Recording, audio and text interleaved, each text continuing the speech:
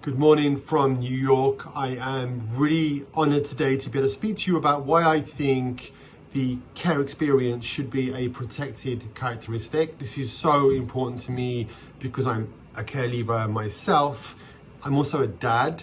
And although I'm speaking in a personal capacity today, in my day job, I work for the UN on human rights, child development, and child protection. Children in care represent less than 1% of the population, but make up a full quarter of both the prison and the homeless population. We are 70% more likely to die prematurely, and as a guy from a children's home background, I have statistically 20 years less life expectancy than somebody who's not from a children's home background. And when I look back at my teens in a children's home in an inner city in the UK, the only people that really seemed to be interested in us were the organised crime groups that would mill around outside the home trying to recruit us. And the needle has not moved on that one bit, because more than half of children who are groomed for sexual exploitation or recruited to gangs for county line drug trafficking are children in care.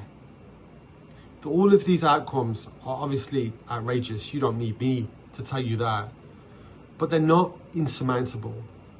We can be the first generation in history to be able to give children in care a much brighter future. The solutions are known.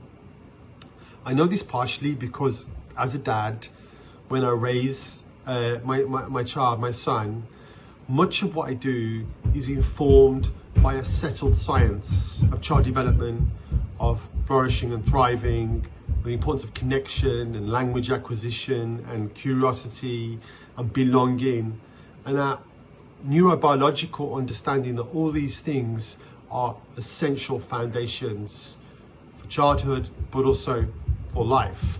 The science on child development is largely settled in many ways, although we continue to learn. We know what children need to flourish and to thrive. And so the care system was built at a time where that knowledge and science didn't exist. But as today it does, we no longer have an excuse to fail children in care.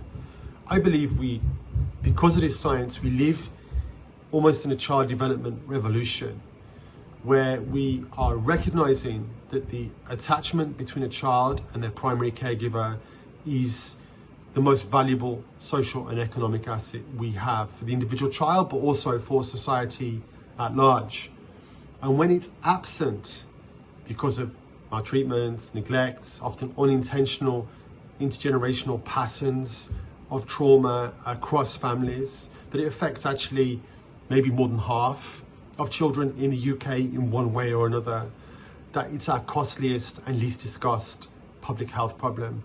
But we are again the first generation that can address that public health problem. We have a special responsibility to children in care from a human rights perspective because of the unique relationship we have between the state and kids in the care of the state.